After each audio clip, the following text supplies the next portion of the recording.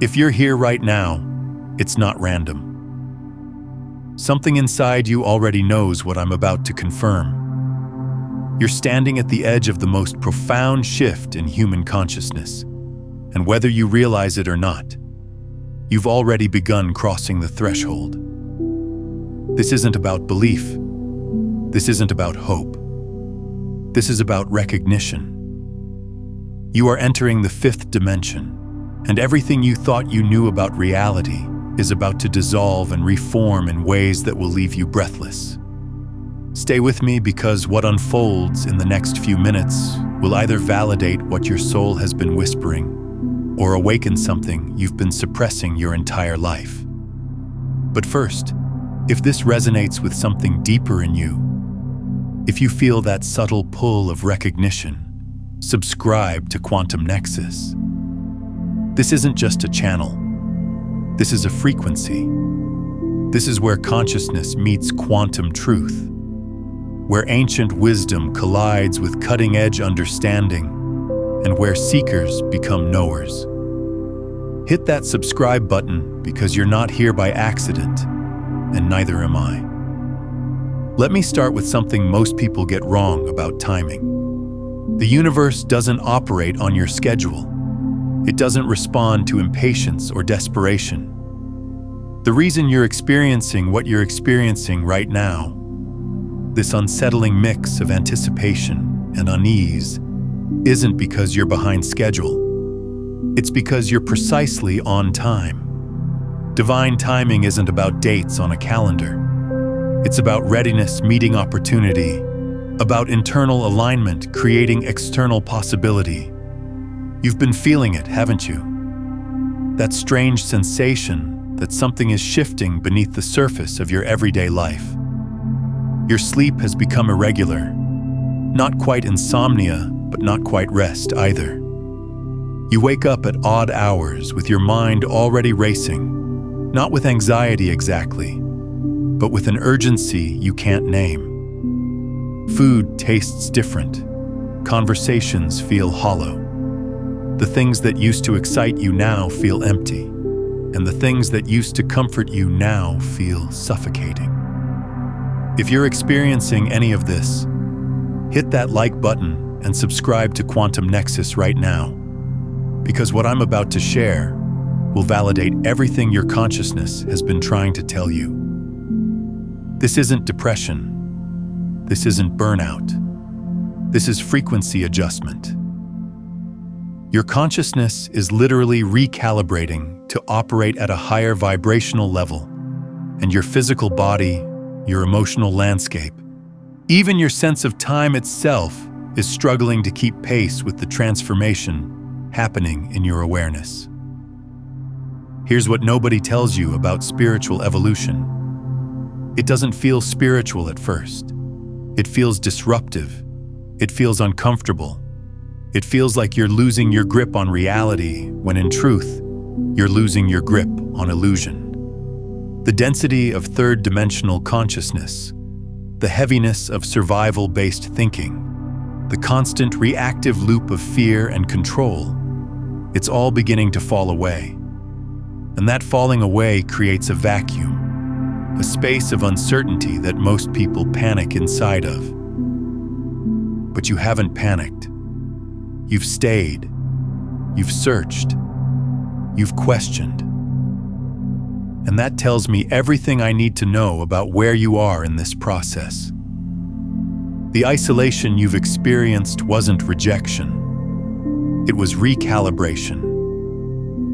God, the universe, source energy, whatever language resonates with you, has been systematically removing people, situations, and patterns that were anchoring you to an old frequency. Not because those things were bad, but because they couldn't come with you where you're going. And where you're going requires less baggage, less explanation, less compromise. Think about it. How many relationships have naturally faded? How many friendships that once felt essential now feel strangely distant?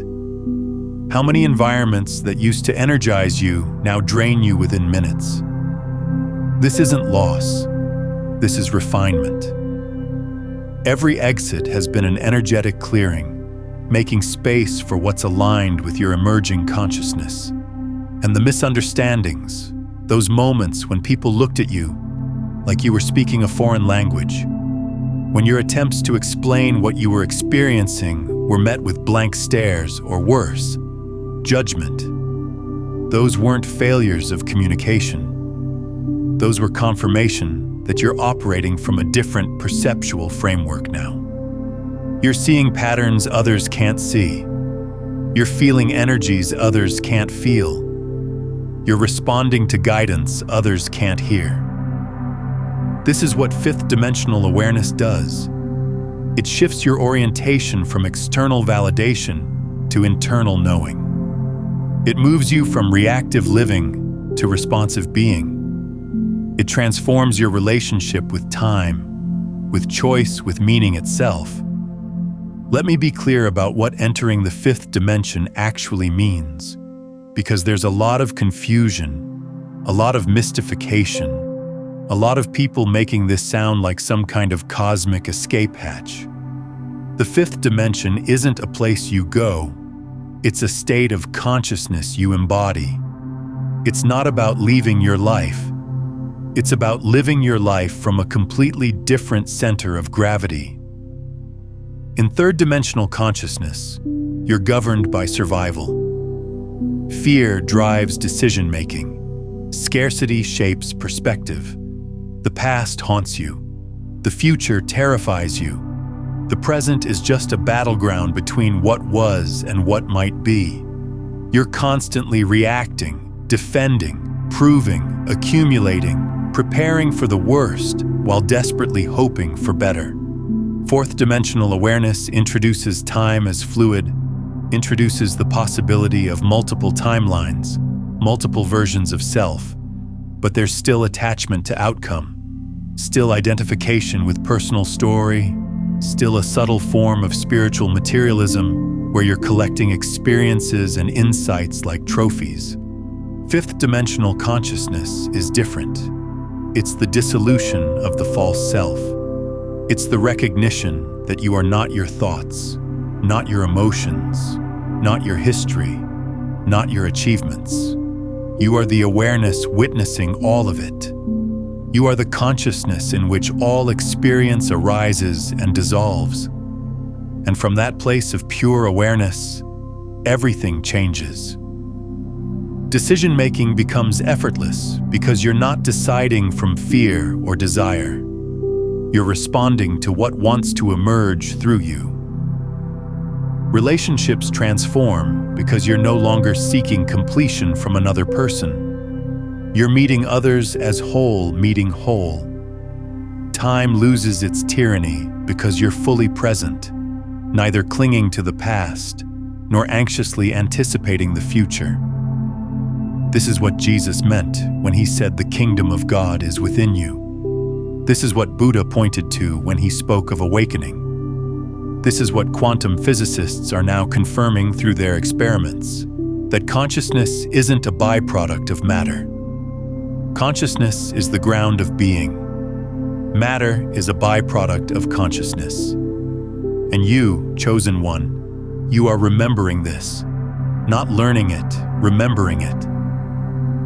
Because somewhere deep in your soul, you've always known this truth. You've just been living in a world that trained you to forget, that rewarded you for playing small, that punished you for trusting your intuition. But the training is wearing off. The conditioning is cracking. The old operating system is glitching, and a new one is coming online. That's what you're feeling. That's why you're here. Now let me talk about the signs, because you need confirmation. You need to know that what you're experiencing isn't mental breakdown, but spiritual breakthrough. And there are unmistakable markers of this transition. First, your tolerance for superficiality has evaporated. Small talk feels physically uncomfortable. Surface-level interactions drain you instantly. You can't engage in conversations that don't touch truth anymore. People think you've become difficult or distant. What's actually happened is that your consciousness can no longer conform to collective unconsciousness. You're not interested in performing normalcy when everything about normal feels like a lie. Second, your emotional reactivity has shifted. Things that used to send you spiraling now pass through you with minimal disruption. Not because you've become numb, but because you've developed space between stimulus and response. You observe your emotions rather than being consumed by them. This is emotional mastery, and it's one of the clearest signs of fifth-dimensional integration. Third, you've started experiencing synchronicities at an accelerated rate. Numbers repeating, conversations echoing your thoughts, books appearing with exactly the message you needed, people showing up at precisely the right moment. This isn't coincidence. This is coherence. When your consciousness aligns with higher frequency, the quantum field responds. Reality begins organizing itself around your awareness because you are no longer fighting reality. You're flowing with it. Fourth, your perception of time has become nonlinear. Hours disappear in what feels like minutes. Moments stretch into eternity. You remember things that haven't happened yet. You feel nostalgia for futures you're moving toward. This temporal fluidity is your consciousness expanding beyond the prison of chronological time. Fifth, your body is changing in subtle but undeniable ways. You're more sensitive to energy. You can feel the emotional climate of a room before anyone speaks. Certain foods no longer resonate. Your need for sleep fluctuates wildly. You experience physical sensations, tingling, pressure, waves of heat that have no medical explanation. This is your light body activating, your energetic system recalibrating to hold more frequency. Sixth, you've lost interest in defending yourself. When people misunderstand you, judge you, project onto you, there's no impulse to correct them. Not because you don't care, but because you recognize that their perception of you is not your responsibility. You're no longer trying to control how others see you, and that freedom is intoxicating. Seventh, your dreams have become more vivid, more symbolic, more instructive. You're receiving guidance through your sleep state. You're processing trauma, integrating shadow, communicating with aspects of yourself that don't have language. Pay attention to your dreams. They're showing you what your waking consciousness isn't ready to see yet.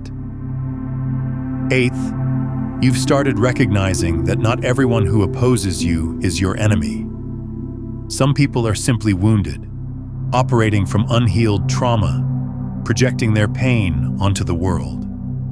And instead of taking it personally, you feel compassion. Not pity, compassion. The recognition that everyone is doing the best they can with the level of consciousness they currently have access to. Take a moment right now and comment below with this phrase: I am no longer who I was. I am becoming who I've always been. Say it out loud if you can. Feel it in your body. This isn't just affirmation. This is declaration. This is you signaling to the quantum field that you are ready, that you are willing, that you are open to the transformation that wants to move through you. Here's what most spiritual teachings get wrong about this shift. They make it sound gentle, like you're just peacefully ascending into bliss. That's not how it works. Fifth-dimensional consciousness doesn't eliminate challenge. It transforms your relationship to challenge. You still experience difficulty, loss, uncertainty, but you experience it differently. In third-dimensional consciousness, challenge is evidence of failure. Something's wrong, you're being punished. The universe is against you. In fifth-dimensional consciousness, challenge is information. What is this teaching me? What is trying to emerge? What old pattern is being revealed so I can finally release it? So when I say you're entering the fifth dimension, I'm not saying your life is about to become easy. I'm saying your life is about to become real. You're going to stop pretending, stop performing, stop shrinking, and that realness will cost you relationships, will cost you comfort, will cost you the version of yourself that earned approval by being small. But what you gain is immeasurable. You gain your soul back. You gain access to your true power, not power over others, but power to create, to influence reality through coherence rather than force. You gain the ability to move through the world as a sovereign being, no longer at the mercy of external circumstances, no longer begging reality to be different than it is. Let me address something important here. Some of you are afraid that if you fully embrace this shift, you'll lose your connection to the divine. That somehow becoming more conscious means becoming less spiritual. That fear is backwards. True spiritual evolution doesn't take you away from Source. It removes everything standing between you and Source. Fifth dimensional awareness doesn't make you less connected to God. It reveals that you were never separate from God in the first place. The separation was always illusion, always a trick of perception. And now that illusion is dissolving.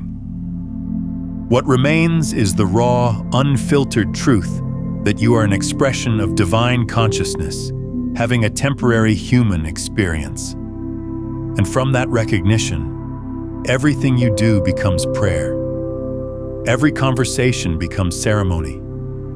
Every choice becomes an act of creation. Because you're no longer living as a separate self trying to survive in a hostile universe.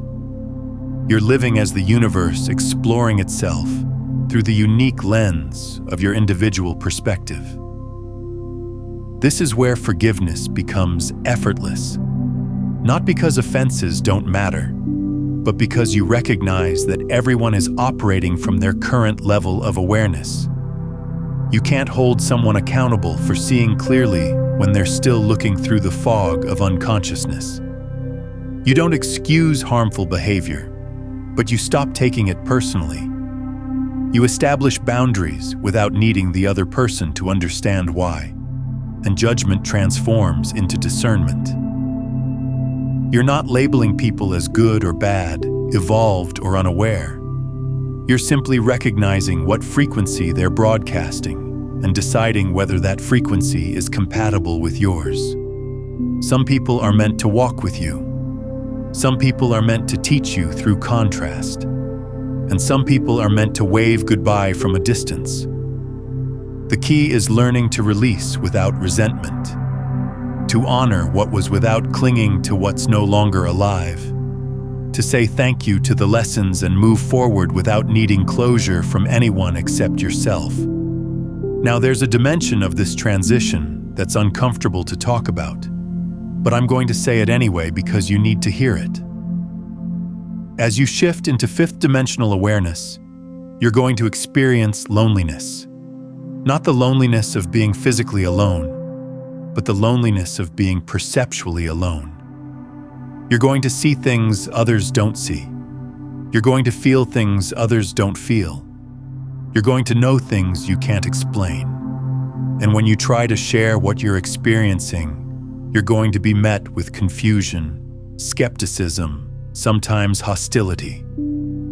People will tell you you're overthinking. They'll tell you you're being too sensitive. They'll tell you to just relax and go back to normal. And you won't be able to, because once the door of perception opens, it doesn't close. You can't unsee what you've seen. You can't unknow what you've known. This is the price of awakening. You become a bridge between worlds, and bridges don't fully belong to either side. You're too awake for the sleepers and not awake enough for the fully realized. You exist in the in-between, and the in-between is sacred, but it's also isolating. If that resonates with something in you, if this conversation is touching a place in your soul that's been waiting for permission to emerge, then I invite you to subscribe. Not just to this channel, but to this frequency. Because what we're building here isn't an audience. It's a community of consciousness. It's a field of coherence where seekers can find their tribe, where the lonely can find resonance, where the misunderstood can finally be seen. We need each other on this journey, not because we're weak, but because transformation happens in relationship. We mirror each other's blind spots. We hold space for each other's breakthroughs. We remind each other of what's true when the world tries to convince us we're crazy. So subscribe. Join this movement. Be part of the collective awakening that's happening, not despite the chaos in the world, but because of it. Let me address time directly now, because your experience of time is one of the most disorienting aspects of this transition. In third-dimensional consciousness, time is linear. Past, present, future existing in a straight line. Cause precedes effect. Memory informs identity. You carry your history like baggage and project your fears into an imagined future. But in fifth-dimensional consciousness, time becomes fluid, flexible, even simultaneous. You begin to understand that past, present, and future are all happening now. That the only reason you experience them as separate is because of the limitations of human perception. And as those limitations dissolve, you start to access information from timelines you haven't lived yet. You start to feel the resonance of futures trying to pull you forward. This is what Jesus understood when he spoke about not worrying about tomorrow. He wasn't promoting irresponsibility. He was teaching temporal mastery. When you're fully present, when you're completely here in this moment, you're actually accessing all moments. The eternal now contains everything. Past, present, future, all possible versions of you, all potential timelines, all existing simultaneously in the quantum field. And your awareness is the navigator. Where you place your attention determines which timeline you're tuning into. When you ruminate on past trauma, you're literally pulling that timeline into your present experience. When you obsess about future catastrophe, you're collapsing that potential into your current reality. But when you rest in presence, when you simply be here now, you free yourself from the tyranny of time and you allow the highest possible timeline to emerge organically. This is why spiritual traditions emphasize meditation, contemplation, stillness. Not because sitting quietly is inherently virtuous, but because stillness is the portal to temporal fluidity. In stillness, you stop running from the past and chasing the future. You drop into the only moment that actually exists, and from that place of presence, you have access to everything. But here's what's crucial to understand. Presence isn't passive. Presence is the most active state of consciousness available to you. When you're truly present, you're not just observing reality. You're participating in its creation. Your awareness is literally collapsing probability waves into manifestation. You're choosing which version of reality becomes solid simply by where you focus your attention.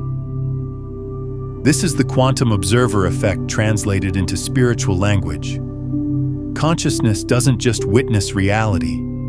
Consciousness creates reality. And the more conscious you become, the more creative power you have access to.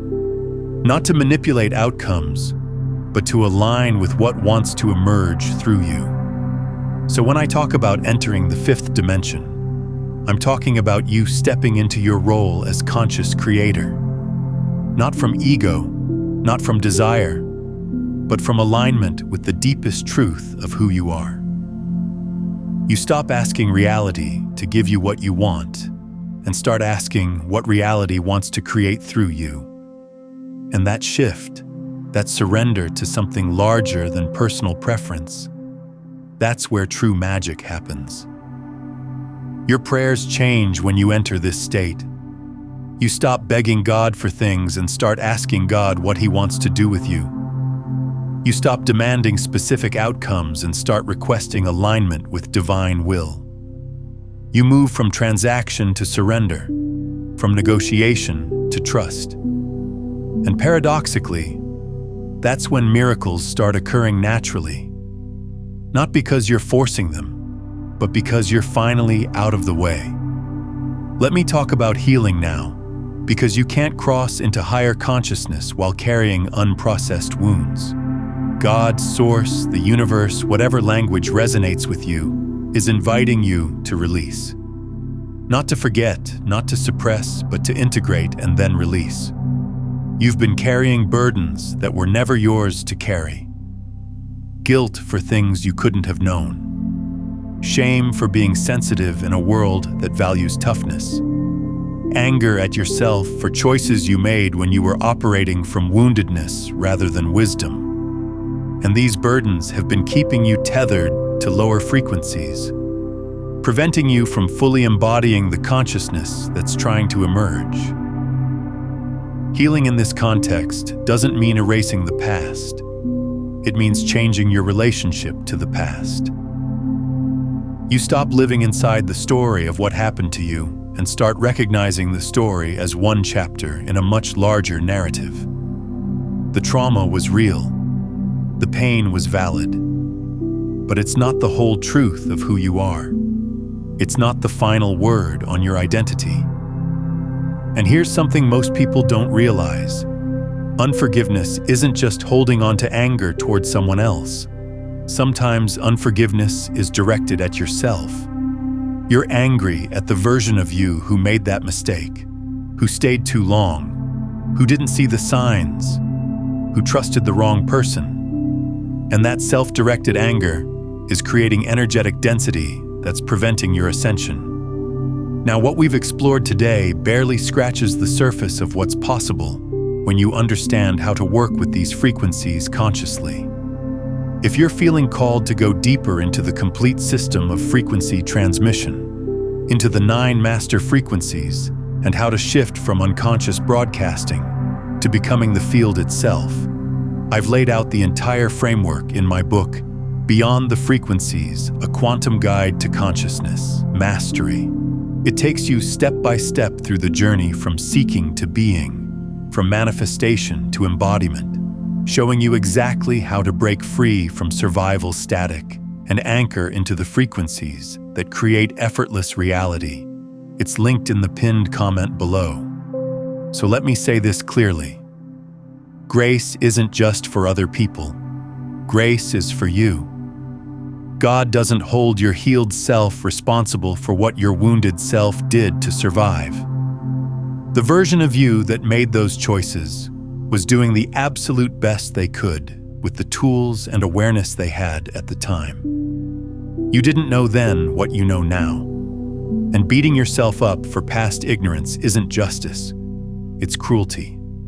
Forgive yourself. Not as a one-time event, but as a practice. Every day, look at yourself in the mirror and say, I forgive you. You were doing your best. I release you from the burden of perfection. Watch what happens to your energy when you start treating yourself with the same compassion you would offer a wounded child. Healing also requires releasing identities that served you once, but now confine you. The identity of the one who always struggles. The identity of the one who's always overlooked. The identity of the strong one who never needs help. These roles were survival strategies, ways of navigating a world that felt unsafe, but they're not who you actually are. They're costumes you wore, and now it's time to step out of them. You're allowed to evolve. You're allowed to become softer even though you had to be hard for so long. You're allowed to receive even though you've been the giver. You're allowed to rest even though productivity was how you proved your worth. These old identities are dissolving not because you failed, but because you've outgrown them. And yes, there's grief in that. Grief for the version of yourself who tried so hard. Grief for relationships that couldn't survive your evolution. Grief for dreams that changed shape. Don't bypass the grief. Let it move through you. Grief isn't lack of faith. Grief is love with nowhere to go. And when you let it flow rather than suppressing it, it clears space for something new to be born. Your body is also part of this healing process. You can't have a spiritual awakening while ignoring the physical vessel that houses your consciousness. Your body has been holding tension, trauma, unprocessed emotion for years, maybe decades. And as you shift into higher frequency, that stored energy needs to release. This is why you might experience strange physical sensations during this transition. Tingling in your extremities, pressure in your chest, waves of heat or cold. These aren't symptoms of illness. These are symptoms of energetic clearing. Your nervous system is recalibrating. Your light body is activating. Your physical form is learning to hold more consciousness than it was designed to hold in its original density. Be gentle with your body during this time. Rest when you need to rest. Move when you need to move. Hydrate. Nourish yourself with food that actually feeds you, rather than food that just fills you. Your body is not separate from your spiritual journey. It's the sacred vehicle through which your consciousness experiences this dimension. So what do you actually do in the next 24 hours to align yourself with this shift? Not to force it, not to manipulate it, but to position yourself to receive it. First, protect your inner atmosphere. Be ruthlessly selective about what you allow into your field. Media that feeds fear, conversations that drain energy, environments that trigger old reactive patterns. Create distance from anything that pulls you out of center. This isn't avoidance. This is stewardship. You're the guardian of your own consciousness, and you have to guard it carefully during transition. Second, create space for stillness. Not meditation as a performance, not spiritual practice as another task to accomplish, but genuine quiet where you're simply present with yourself. Sit, breathe, notice. Let your nervous system settle. Let your mind slow down. Let your spirit expand. Stillness is where God speaks, where insight emerges, where alignment happens naturally. Third, pay attention to the subtle nudges. A thought that brings calm, a direction that feels gentle but clear, a sense of release around something you've been gripping too tightly. These aren't random, these are guidance. And in this heightened state of awareness, your discernment is sharper than it's ever been. Trust what you're sensing, even if you can't logically explain it. Fourth, let go of expectations about how this should look or feel. You're not going to wake up tomorrow with halos and angels announcing your ascension. The shift is often subtle. You notice it not in dramatic experiences, but in how you respond to ordinary moments. You're more patient, more present, less reactive, more grounded. That's the evidence of transformation. Fifth, practice gratitude aggressively. Gratitude isn't just positive thinking. Gratitude is energetic anchoring.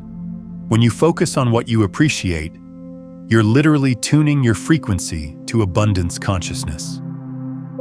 And abundance consciousness is the foundation of fifth dimensional living. Scarcity keeps you trapped in survival mode. Gratitude elevates you into thriving mode.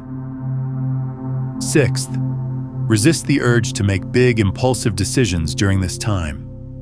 Unless there's unmistakable peace accompanying the choice, wait. Clarity will come. You don't need to force anything right now. In fact, forcing is counterproductive. Surrender is the path. Trust is the practice. Patience is the proof of your maturity. Seventh, be honest with God about what you're actually feeling. Not what you think you should feel. Not what would make you sound spiritual. The raw, unfiltered truth of your experience. God isn't impressed by eloquence. He's moved by authenticity. Bring your confusion, your doubt, your fear, your exhaustion. Lay it all down. Let Him carry what you were never meant to carry. And eighth, forgive in advance. Release your attachment to specific outcomes. Release your need to control how this unfolds. Release your expectation that tomorrow has to look or feel a certain way. Let God surprise you. Let the universe show you possibilities you couldn't have imagined. Stay open. Stay soft. Stay receptive. Now here's what happens after you cross this threshold. You're going to need protection, not physical protection, but spiritual grounding. Because elevation without grounding is dangerous. God doesn't raise you up to inflate your ego or confuse your sense of self. He elevates you to entrust you with greater responsibility. The first form of protection is humility, accurate self-awareness. You're chosen, yes, but you didn't choose yourself. Everything you're experiencing is grace, not achievement. The moment you start believing you're special because of your spiritual experiences, you've lost the plot. You're not better than anyone. You're just more aware. And awareness isn't a trophy, it's a responsibility. Second, maintain discernment. After elevation, your sensitivity increases dramatically. You'll pick up on energies you couldn't feel before. You'll see through facades you used to believe. You'll understand motives before words are spoken. This is a gift, but it requires wisdom. Not every insight needs to be shared. Not every truth needs to be spoken. Know when to speak and when to hold silence. Third, guard your inner world fiercely. Old patterns will try to resurface. Old temptations will knock on your door. Old relationships will attempt to pull you back into familiar dynamics. That doesn't mean you failed. That means growth is real.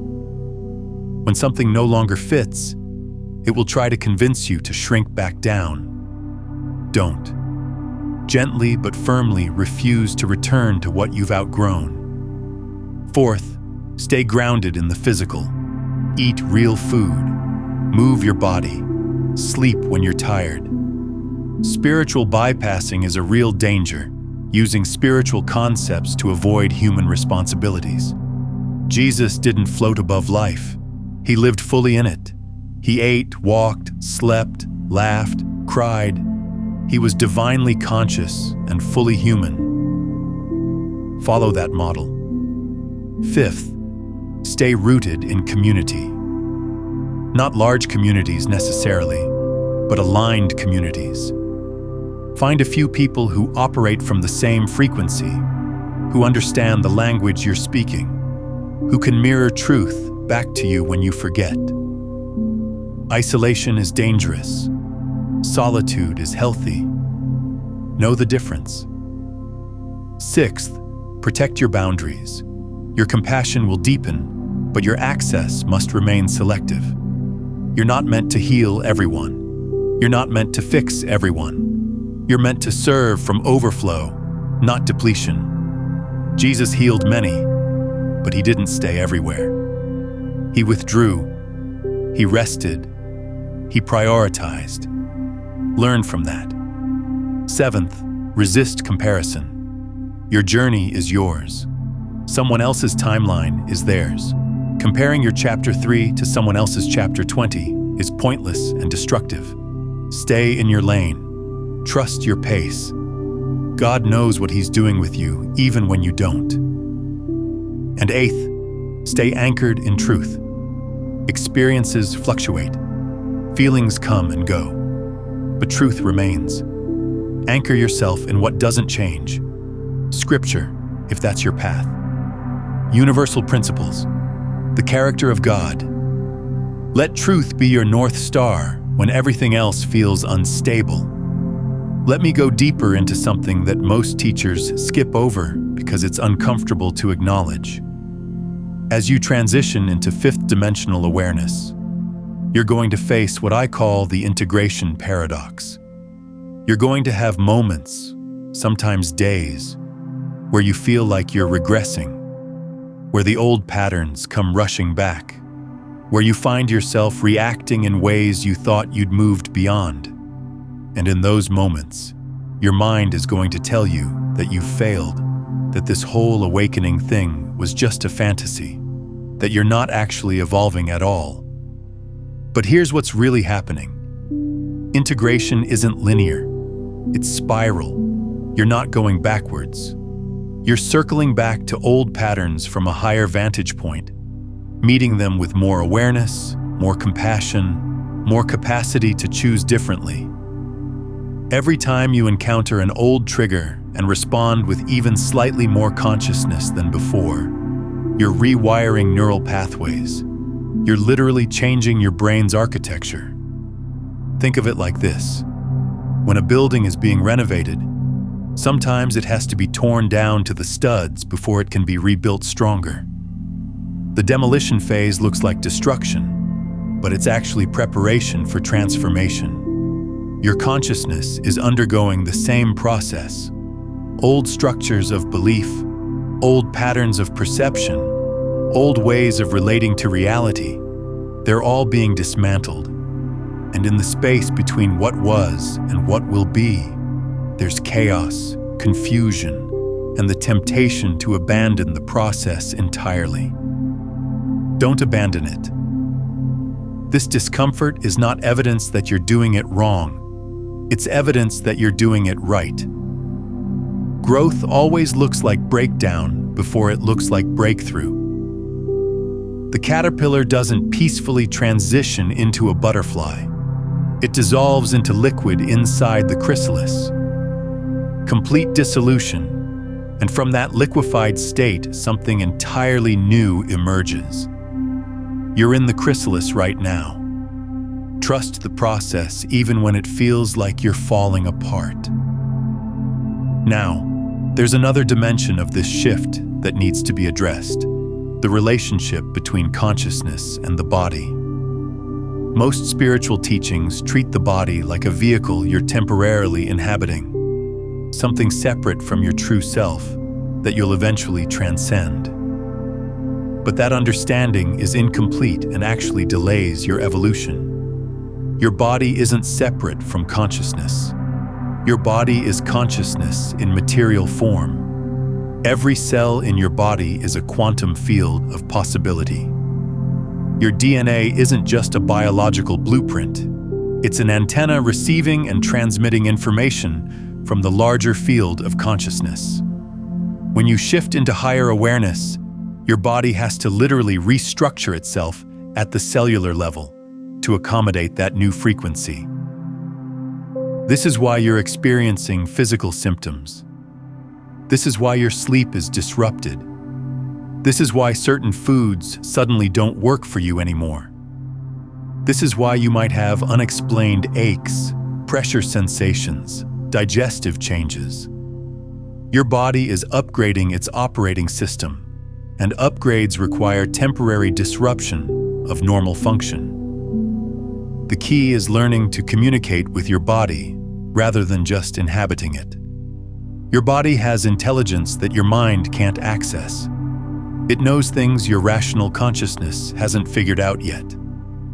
When you feel resistance in your chest, that's information. When you feel expansion in your solar plexus, that's guidance. When you feel contraction in your throat, that's a boundary being communicated. Start listening to your body as you would listen to a wise teacher. It will tell you who to trust and who to avoid. It will tell you which opportunities are aligned and which are distractions. It will tell you when to move forward and when to wait. Your body's wisdom is immediate, visceral, and almost always accurate if you've learned to distinguish between fear-based sensation and truth-based sensation.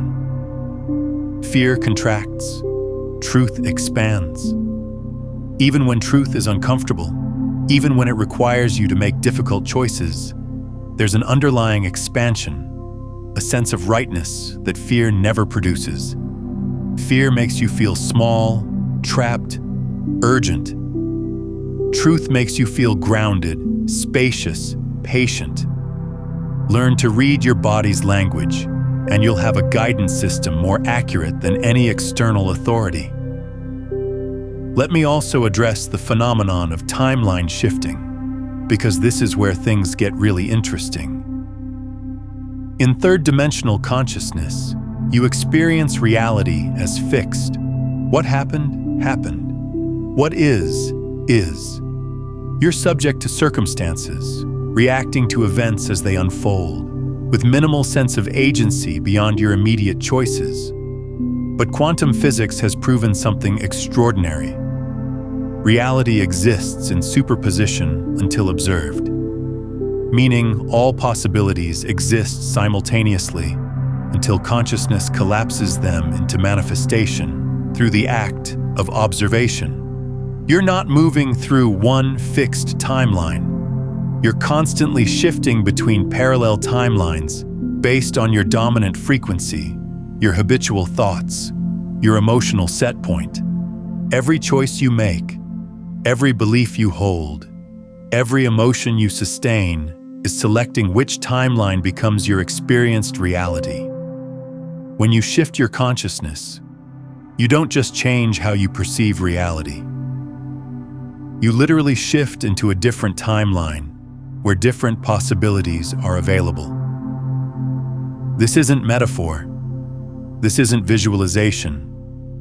This is quantum mechanics applied to lived experience. So when you enter fifth-dimensional awareness, you gain access to timeline navigation. You're no longer stuck in a predetermined story. You're authoring your reality in real time through the quality of your consciousness. This doesn't mean you can manifest a mansion through wishful thinking. It means you can align with the timeline where your highest possibility is already unfolding, and then take inspired action from that alignment. Here's how it works practically. Most people are living in timelines that match their unconscious programming. They're replaying old trauma, projecting past pain into future scenarios, and then wondering why life keeps presenting the same problems in different packaging. Their consciousness is locked into a repetitive loop, and that loop generates a matching timeline. But when you become conscious, when you catch yourself in the loop and choose differently, you create a split. One version of you continues down the old timeline, but another version, the more conscious version, steps into a new timeline where different rules apply, different opportunities emerge, different relationships become available. This is what Jesus meant when he talked about being in the world, but not of it. He was describing timeline navigation. He was living in a reality shaped by divine consciousness, while everyone around him was living in a reality shaped by survival consciousness. Same planet, completely different experienced realities.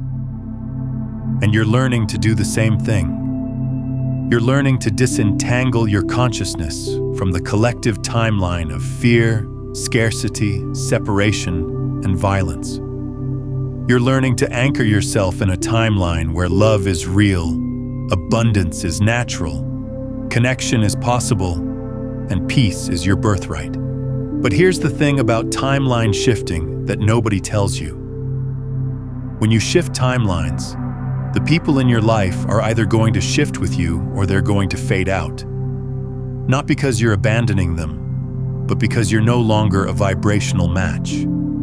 You're literally existing in different realities, even though you're occupying the same physical space.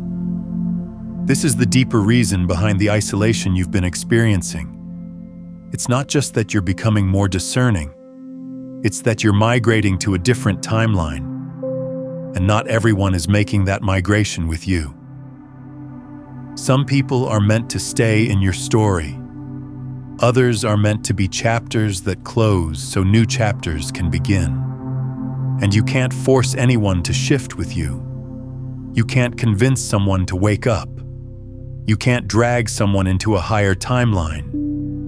All you can do is embody the frequency you want to live in and trust that everyone else is on their own perfect path, even if that path diverges from yours.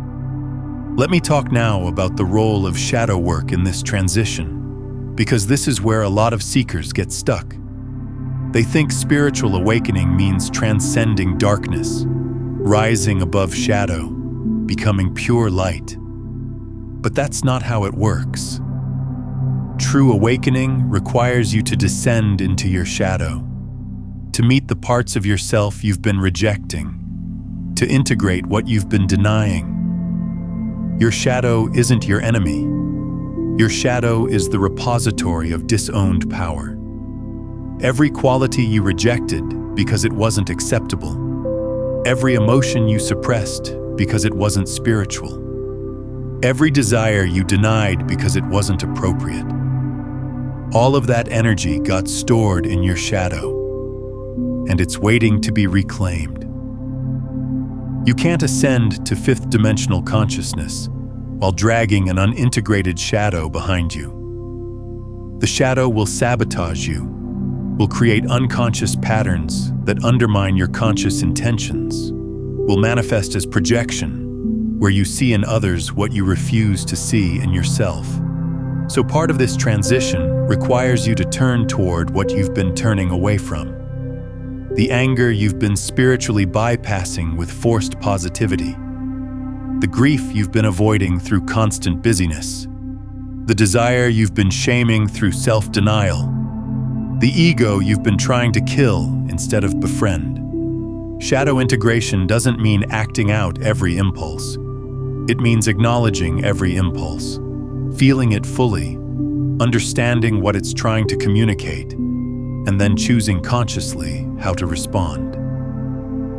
When you stop fighting your shadow, when you bring compassionate awareness to it, it stops controlling you from the unconscious and becomes available as fuel for your transformation. I want to hear from you right now. Drop a comment below sharing one shadow aspect you're finally ready to integrate, or one old pattern you're releasing as you step into this new frequency. Your sharing creates permission for others to do the same. This is deep, challenging work. It's not comfortable to sit with rage. It's not pleasant to feel the full weight of your grief. It's vulnerable to admit you have needs, wants, desires that don't fit your spiritual self-image. But this is the work that creates real, lasting transformation. This is how you become whole rather than just appearing enlightened. And here's the paradox. The more you integrate your shadow, the lighter you become. Not because you've gotten rid of darkness, but because you've stopped using energy to keep it hidden. Integration releases the energy you were using for suppression, and that released energy becomes available for creation, for service, for joy. There's also something crucial I need to say about discernment versus judgment, because as your awareness sharpens, you're going to see clearly into people, situations, and systems in ways that can feel overwhelming. You're going to recognize manipulation you couldn't see before. You're going to sense agendas that are hidden beneath pleasant surfaces. You're going to feel the energetic truth beneath the words people speak. And the temptation is going to be to judge, to label people as good or bad, awake or asleep, evolved or primitive, to create hierarchies where you're more advanced and others are less aware. to develop spiritual superiority disguised as discernment. But judgment is ego trying to protect itself through creating separation. Discernment is wisdom recognizing what's true without needing to make it mean anything about your worth or anyone else's. You can see clearly that someone is operating from unconsciousness without judging them for it. You can recognize that a situation is misaligned without condemning yourself for being in it. You can feel the energy of deception without making the deceiver your enemy. Discernment says, "This isn't for me." Judgment says, "This is wrong and needs to be different." Discernment creates space. Judgment creates conflict. Discernment preserves your energy. Judgment drains it. Learn the difference, because one will elevate you and the other will keep you trapped in the very consciousness you're trying to transcend.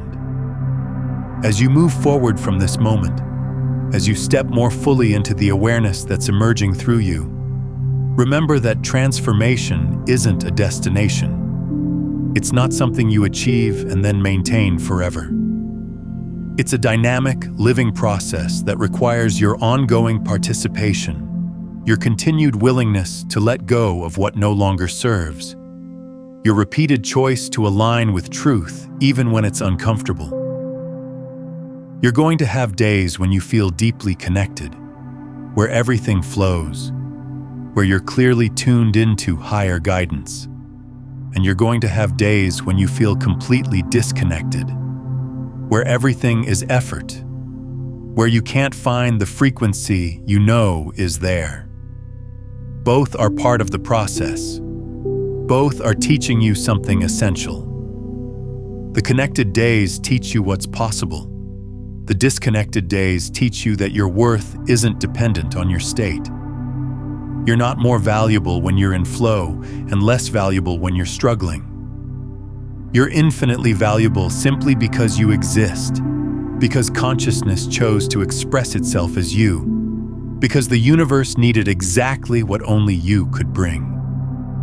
If this is landing deeply for you, consider returning to this video tomorrow morning to anchor these frequencies as you begin your day.